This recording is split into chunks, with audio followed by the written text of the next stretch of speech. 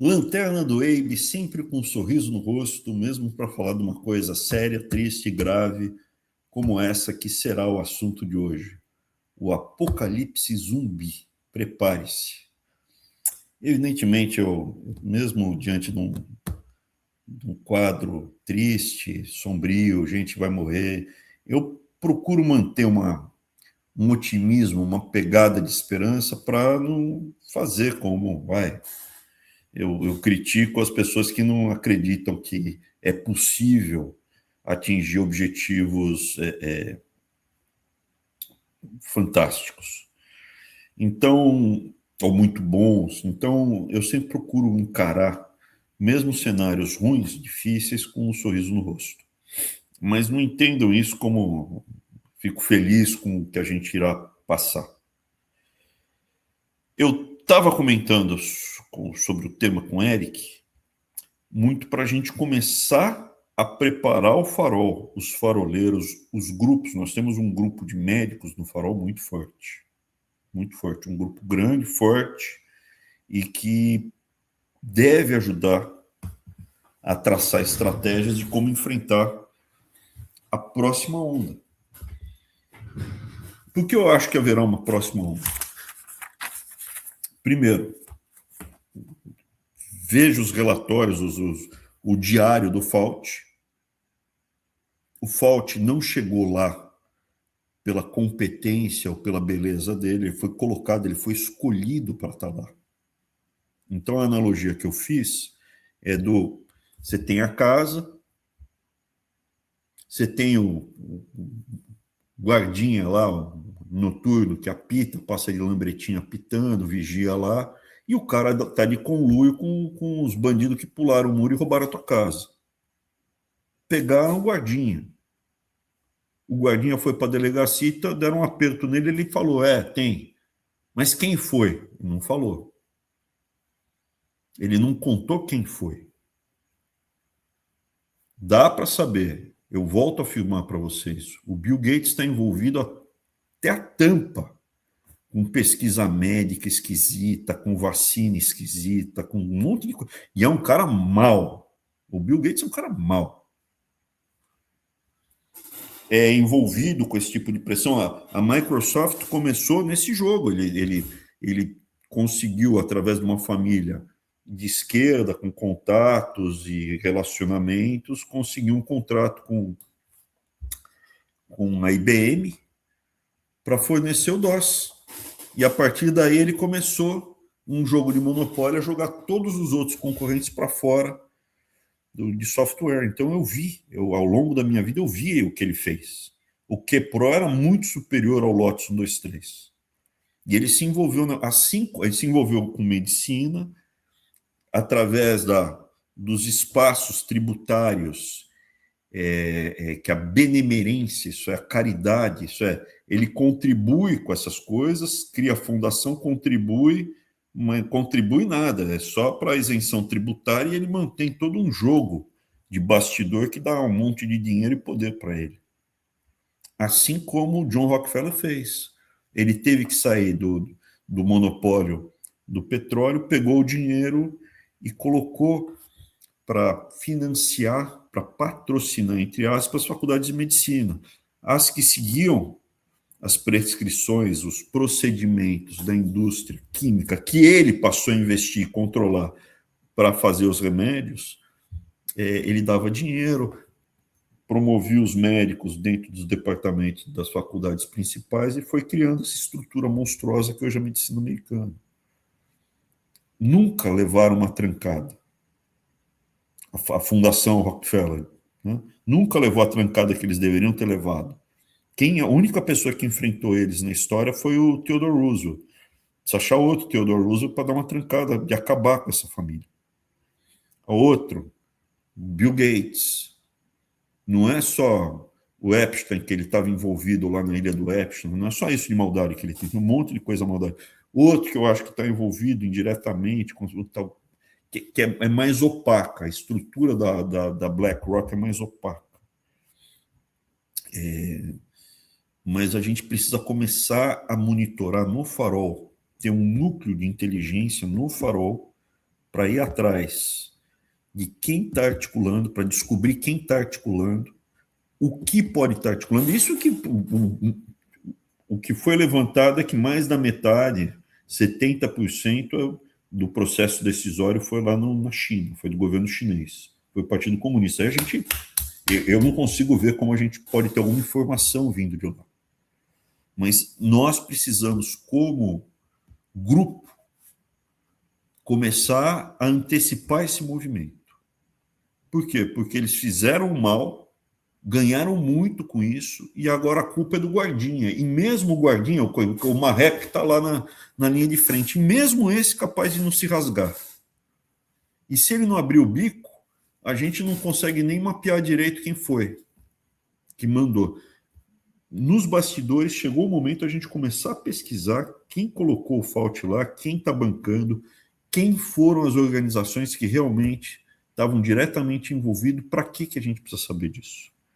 Para antecipar a próxima vez. Se você não desmontou o grupo e o grupo se deu bem no último crime, vai fazer de novo. Óbvio que não vai ser um vírus que transforma as pessoas em zumbis. Provavelmente é outra arma biológica, como foi a Covid. Não vai ser espalhado, acho. Não será espalhado por mordida. Né? É via aérea, água, não sei. Tá? Mas pode ser black pox. Há muito tempo eu escuto falar do black pox. É uma peste bubônica turbinada. Mas tem muita coisa que a gente pode começar a ver. Tá? Como seria. E é importante porque você vê que esses grupos, ou pessoas que têm muito dinheiro, por exemplo, não é só o Zuckerberg. Acho que o Zuckerberg não está envolvido na indústria farmacêutica, nem nessa caca toda aqui dentro. Mas ele tem informação. Ele está no... O Peter Thiel está envolvido. O Peter Thiel é um cara que eu acho que é do mal, que está criando o Jay Vance, né, o vice, para substituir o Trump. Esse cara eu acho que é do mal, Peter Thiel. Ele está envolvido? Esteve envolvido nisso? A gente precisa saber se o Peter Thiel está envolvido nisso. Se o J.D. Vance, que é patrocinado, direcionado, cria do Peter Thiel, iria enfrentar ou não, ou pelo menos não acobertar mais. Porque, veja, o Fauci não é que ele é do Trump ou ele é do Biden, ele é da estrutura, ele é do Deep State. O Fauci foi colocado lá pelo Trump e foi protegido pelo Biden. Ele é protegido por todo mundo. Por quê? Porque essas grandes fundações, essas famílias bilionárias americanas botaram o Fauci lá. Então, o Biden deu um perdão total e restrito no governo federal, ninguém pode encostar nele, no governo federal, nunca. E quem colocou ele lá é o Trump. Republicano e democrata está protegendo ele. A lógica eu já expliquei em vídeos anteriores. Existe a percepção que tem gente em excesso no mundo, não precisa ter tudo isso. A Covid, em particular, matou muito velho. O velho ele tem um custo. Homem velho, né? O que mais morria era homem e velho, né? Pessoas velhas, idosas. Né? Eu posso falar, eu já estou no perfil. E isso desonera o orçamento. O impacto orçamentário de um monte de idoso morrer é um impacto positivo. Na cabeça desses caras, pessoal do mal, imagina, o Partido Comunista Chinês morreu aqui, pá, tudo bem. Os caras abortam criança com 8 meses. Pô. O velho morreu 10 anos, 5 anos antes, não vão ficar horrorizados. Quantas pessoas de fato morreram na China? O número não é confiável. O número não é confiável. Então, a gente tem que parar para pensar. Existe, isso eu tive a percepção no Banco Mundial, a agenda para a população mundial diminui, não é dramaticamente, não é 5 bilhões morrerem, mas a população mundial cair, para mim é perceptível, faz parte de uma agenda clara, tá? Assim como se falava de imposto mundial, que era bobagem, tá? Eu vi imposto mundial escrito, papel escrito sobre imposto mundial. A redução da população mundial, para mim, é líquida, clara, objetivo claro e restrito. Partido Comunista Chinês, Índia, Estados Unidos. E falando em português claro, tem países que estão ainda em crescimento populacional ou já têm uma população muito grande. E eles olham como fonte, eles não veem as pessoas que nascem como almas, eles veem como fonte de problema. Pô, é querer comer, demandar e não tem. E a gente não tem utilidade para essa mão de obra lá. Exemplo, Abraão, Paquistão, 270 milhões de paquistaneses. Pô, na cabeça desses caras, se tiver 50 milhões, tá bom, não precisa ter 270. Bangladesh, 200 milhões de habitantes, não precisa, 70, 50 milhões está bom. Índia, 1 bilhão e 700. Cara, estou falando para vocês. Nigéria vai para 400 milhões a população, está projetando 400 milhões de habitantes a Nigéria. Então a cabeça deles é segurar essa onda. Não é replicar o que aconteceu só na Europa ou o jogo de poder. Para mim, a Covid foi um teste. Foi um teste. E o detalhe é que eu falei do Zuckerberg, mas é um dos exemplos. O Zuckerberg comprou uma ilha no Havaí inteira e criou um bunker lá para viver 100 anos debaixo da terra. Restrito. Esses bilionários todos têm plano de escape, tem alguns bunkers. Não é um só não, tem alguns bunkers, alguns temporários, alguns de mais longo prazo, para conseguir se locomover e ficar segregado enquanto tiver uma peste dessas. Então não é coisa de maluco desinformado que faz prepper e tem um buraco no chão no meio do Arkansas, no meio do... Não, estou falando, os bilionários nos Estados Unidos, eles têm bunkers, têm programas, têm rotas de escape. Rotas de escape. O próprio Elon Musk falou, não sei se vai acabar, não sei o que está acontecendo aqui, se bobear eu vou para Marte, mas ali ele é falastrão demais, né? Acho ele brilhante, acho que ele tem um monte de coisas, mas ele fala muito, tem que dar um desconto para ele.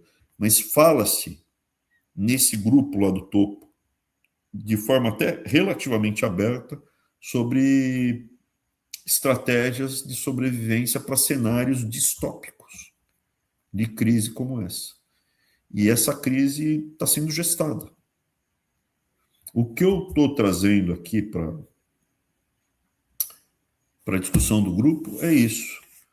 Nós, como movimento, tendo ainda mais um grupo de médicos que eu sei que performou, consegue, é bom, é um diferencial, chegou a hora da gente começar a se preparar.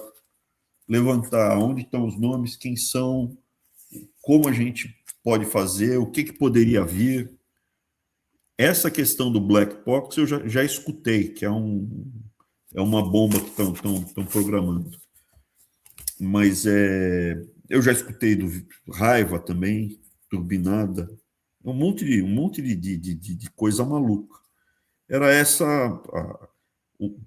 o programa que eu queria trazer para cá e escutar de vocês o que vocês acham que a gente deveria começar a programar no Farol para enfrentar. Pode ser em 5 anos, pode ser em 3 anos, não sei, mas virá. Se essa turma não perdeu o patrimônio e for parar na cadeia, quem foi? O nome da pessoa. Não é só chegar, não, foi a Fundação Rockefeller. Não é isso.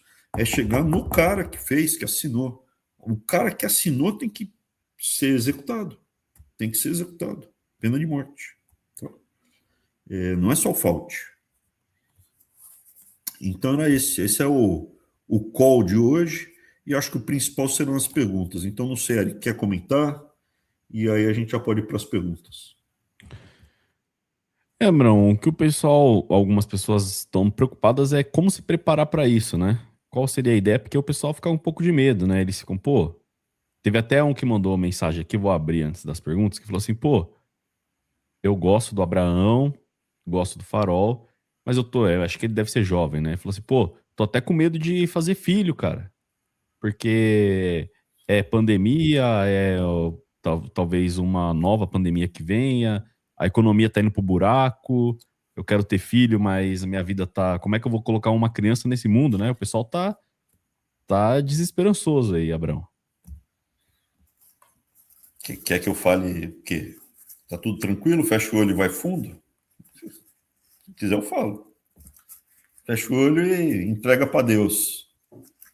Cara, o filho é o seguinte: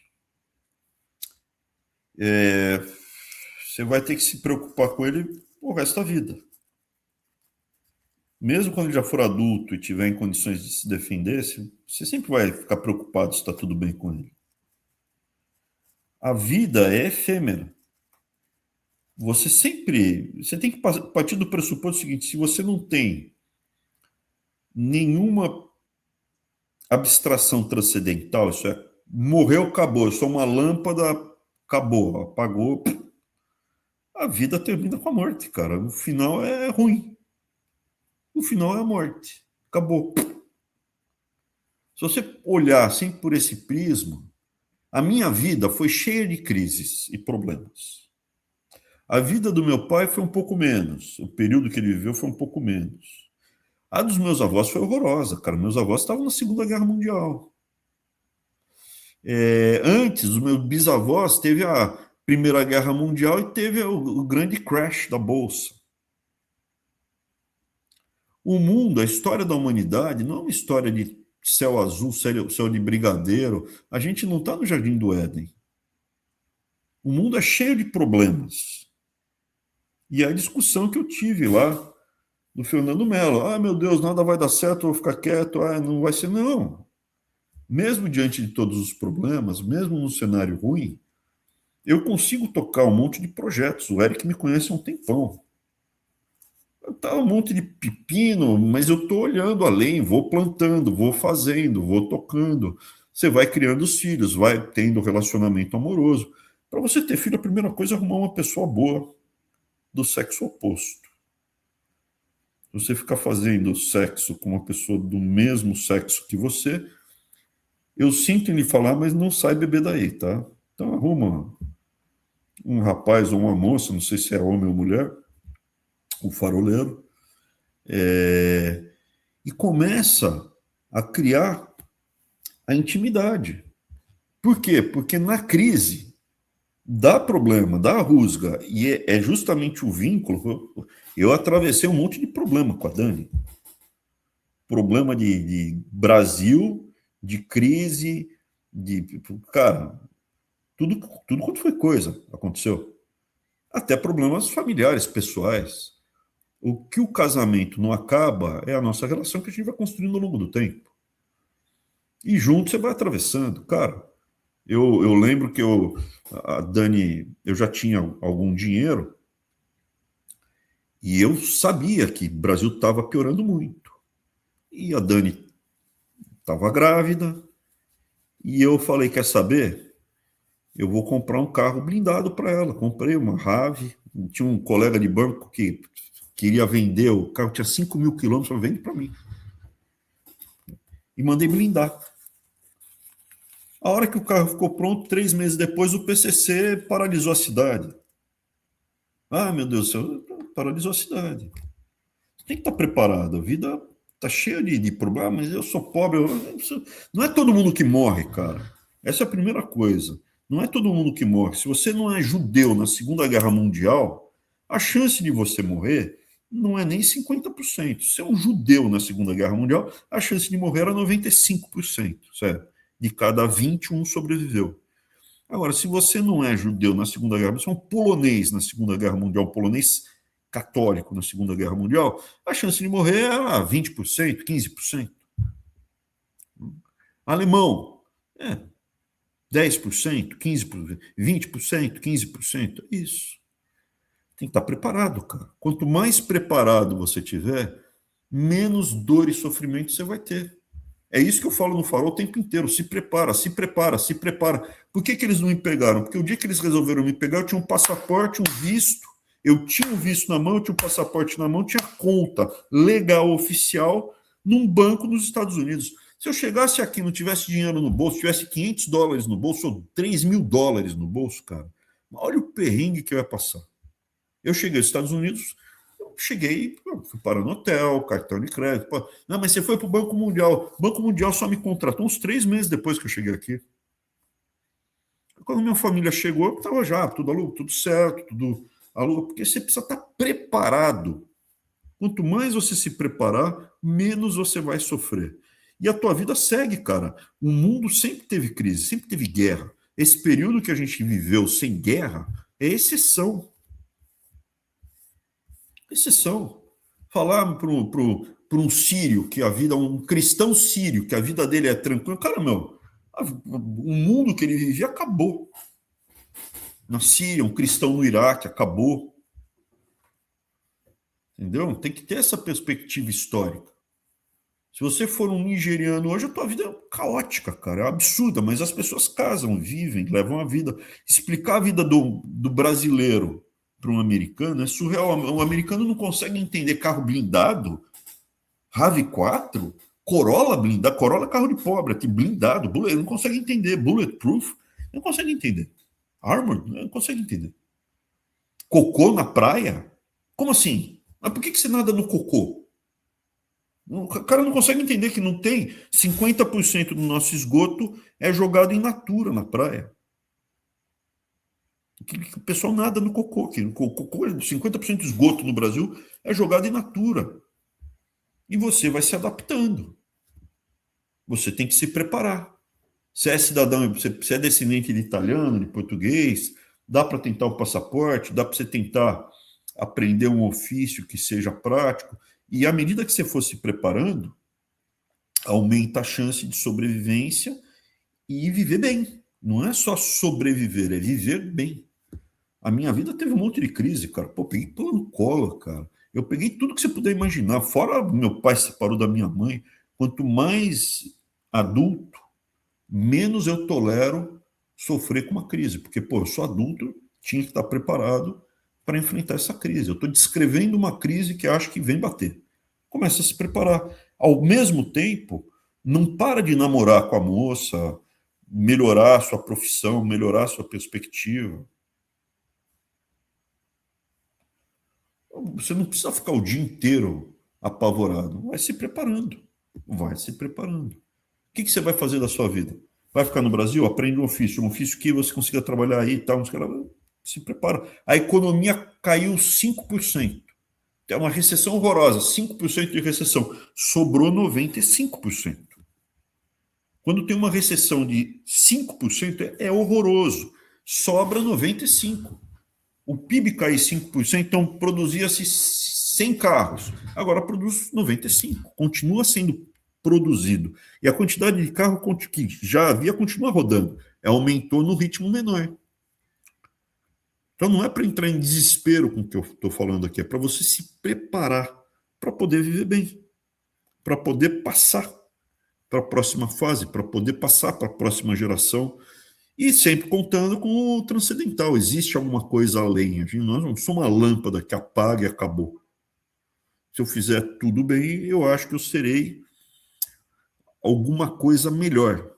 Existe um transcendental. Acredito que existe algo além desse mundo material. Se você não acredita, mais difícil, mas não é razão também para se comportar mal. Se quiser comentar, eu comento mais isso. Eu não queria me tornar aqui uma ave de mau agouro. Vamos fechar a live aqui. E tem mais umas perguntas iguais a essa ou diferentes, né, também, pra gente responder fechado, beleza? Então agradecer a todo mundo que tá vendo isso aqui na sexta-feira. E no privado aqui a gente conversa um pouco mais. E isso não é Campari, hein? Isso aqui é chá de bisco. Abração. Até mais, gente. Falou, vamos lá, Abraão.